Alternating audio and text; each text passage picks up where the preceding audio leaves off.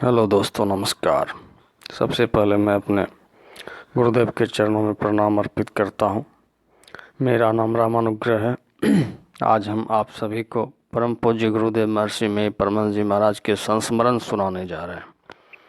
यह संस्मरण संत मत सत्संग के किसी पुस्तक से ली गई है।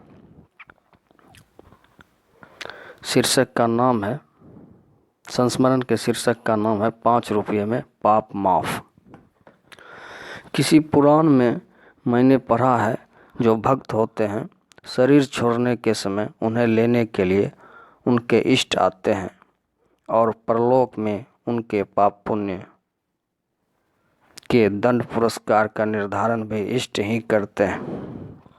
जो भक्त नहीं होते हैं, मरने के समय उन्हें लेने के लिए यमदूत आते हैं और उनके अच्छे बुरे कर्मों के फलों का निर्धारण भी यमराज ही करते हैं।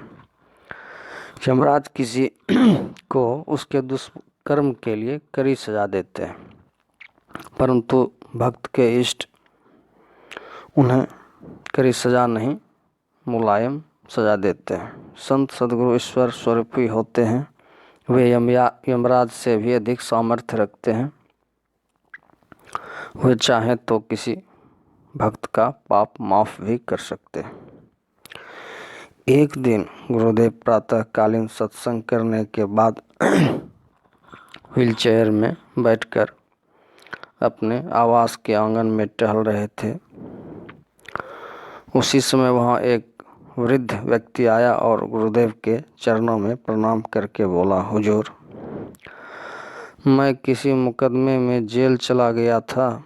वहां से निकलकर घर आया तो मैंने मांस भक्षण कर लिया और पर स्त्री गमन रूप पाप भी मुझसे हो गया।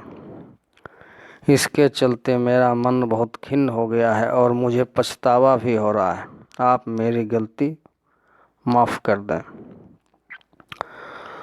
उस समय गुरुदेव विलक्षण स्थिति में थे। उन्होंने कहा कि ठीक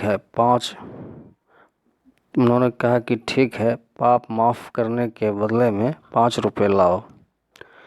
इन रुपयों से आश्रम के मुख्य द्वार पर भीख मांगने के लिए बैठे हुए मुसहर लोगों को, गरीब लोगों को कुछ खिला दूंगा।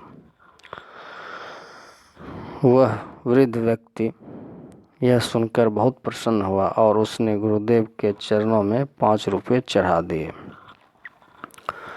वे रुपये पीछे उन्हीं कथित मुसहर लोगों के खिलौने पिलौने में खर्च कर दिए गए।